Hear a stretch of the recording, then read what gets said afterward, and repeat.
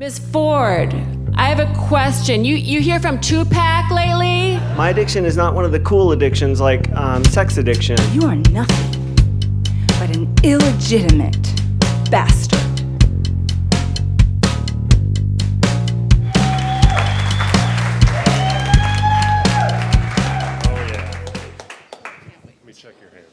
So I never wanted to be the planner type of person.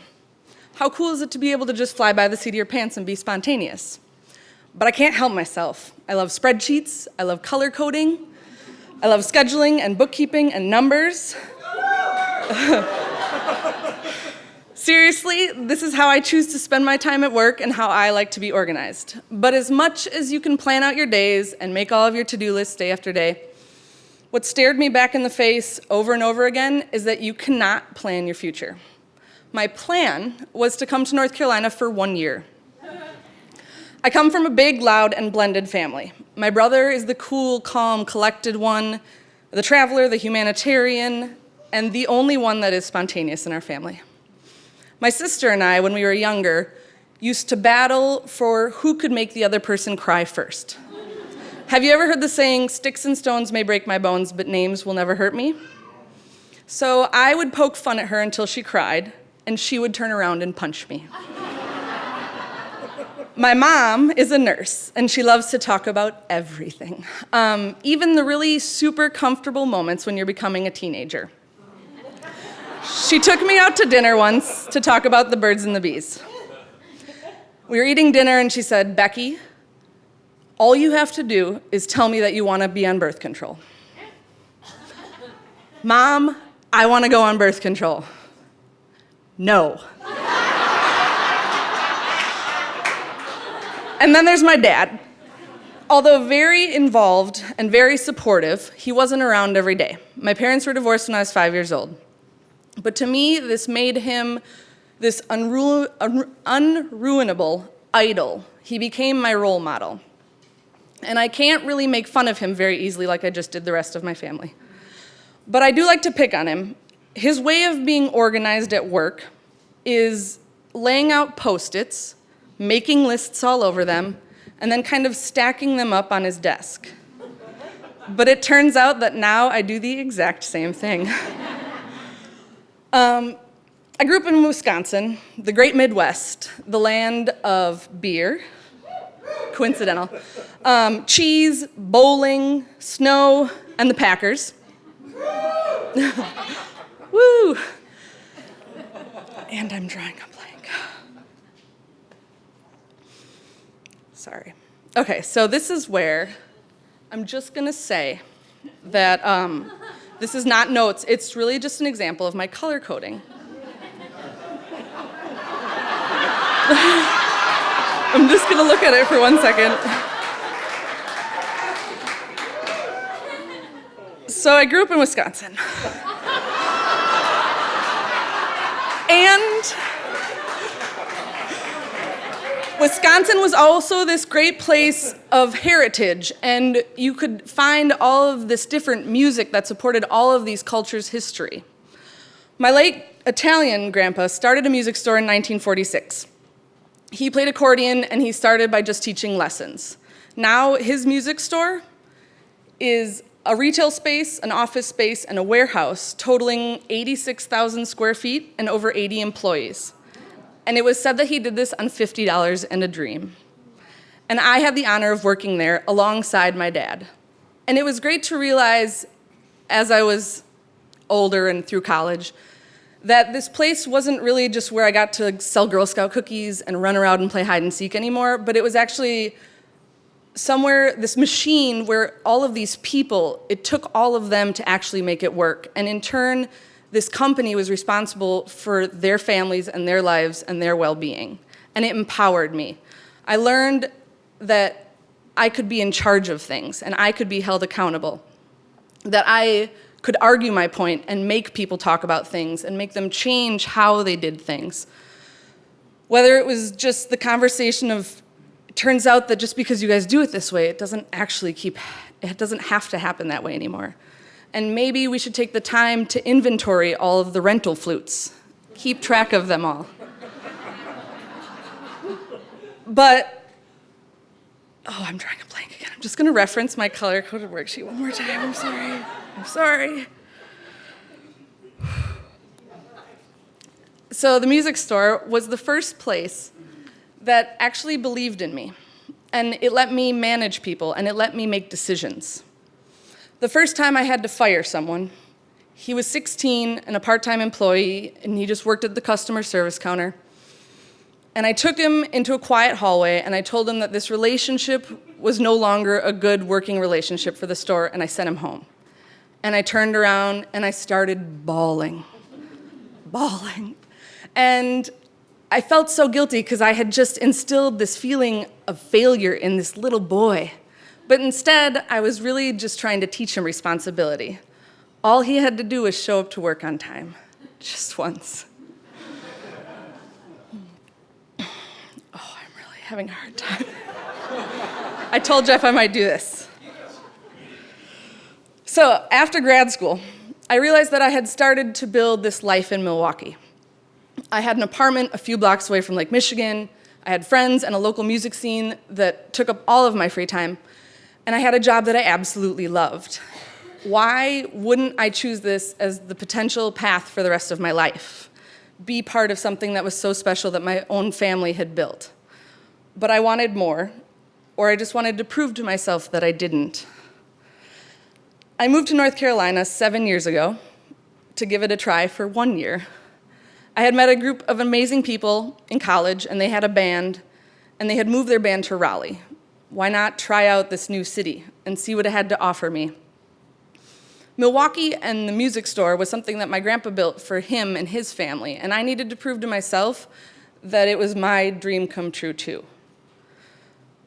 My first experience in Durham was at one of these college friends' wedding at the Armory, where a marching band walked us to CCB Plaza, where there was a local pop cart greeting us, and at the end of the night, we all had a nightcap at what was to be one of the last nights at the ringside. Durham was so fucking cool. I took a very stale job, office job, towards Chapel Hill, no offense. And I was going to gain international experience, and I was going to use my MBA. My mom really wanted me to use my degree. But if it was for that job, I would have been back in Milwaukee already.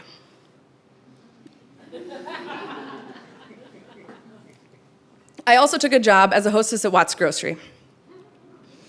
Having an MBA and making a seating chart and taking people to their tables, it really prepared me for that. But honestly, restaurant drama and local food and all of these farmers that Amy was involved with, the community and the regulars and everything that came with it was what kept me in Durham. And I don't think I could have ever planned for a community that pulled me in so strongly. And then I started dating a boy. His name is Mike. He's a handsome bearded chef, and he plays the drums. And I'm going to reference my notes one more time. I know where I'm forgetting everything. They're posted color-coded. They are. I'm now to the light gray color. We started hanging out a lot and spending a lot of time together. He moved into my apartment, we bought a dog together, and we would take walks around town, and we would look into all of these empty storefronts. This was like 5 years ago.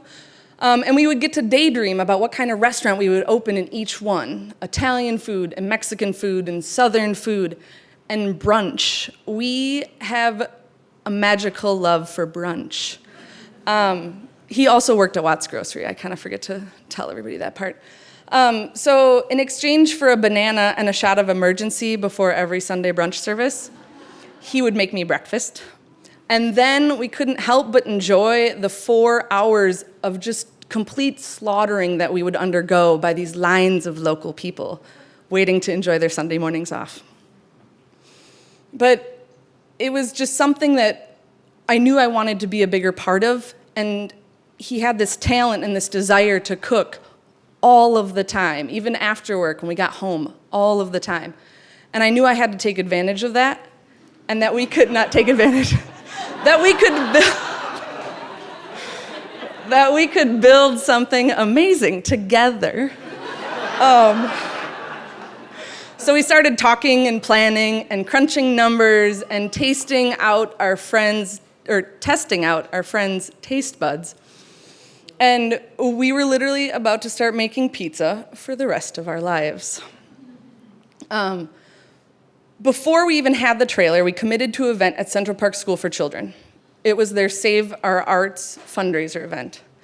And we had this very simple plan. We were just gonna make pizza at the school, walk it down the block and around the quarter to Motorco, and hand it out and sell it to people. And it was all donation-based, so we were just giving the school back all of this money. But it turns out that the oven at the school, it sucked. It didn't get hot. So what was this really great, well thought out plan became this ridiculous routing of our friends and vans where they picked up the raw, uncooked pizzas, drove them to other friends' houses nearby, cooked them, picked them back up, and brought them to me at Motorco. We literally asked all of our friends there that night that we knew well enough to forego watching any of the music that was planned and just drive pizza. And it was ridiculous. And there were all these people waiting in line, all of these families from the school and their kids and fans and people that wanted to see the music. And we couldn't even tell them what kind of pizza was coming next. There were no walkie-talkies, none of this was planned. And they were so excited, and they just stayed there and stood in line forever.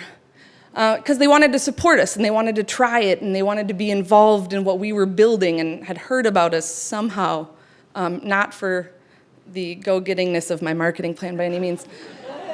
And it was amazing to see the community kind of build up and be a part of that. And along with that also came some challenges. Mike broke his ankle last fall. A month later, our van died. We're a trailer, and we require a van to pull it.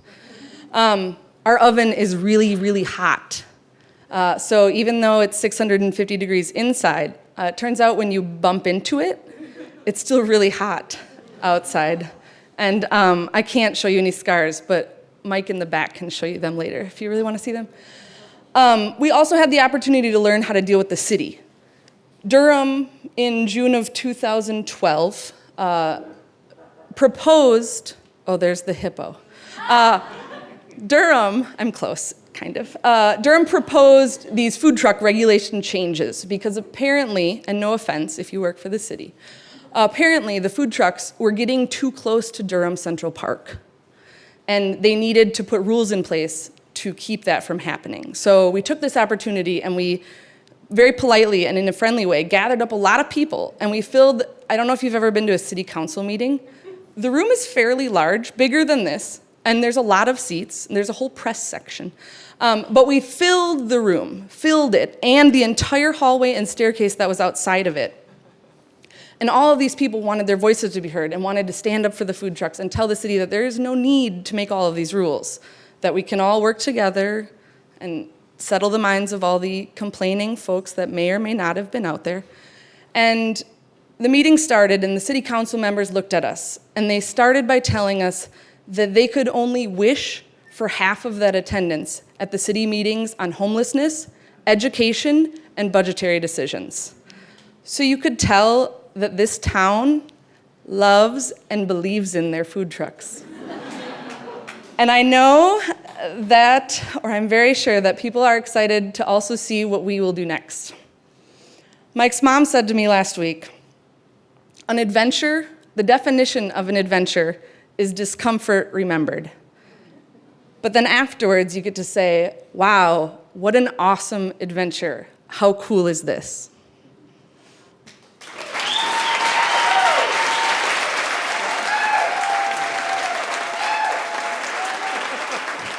Becky Hacker.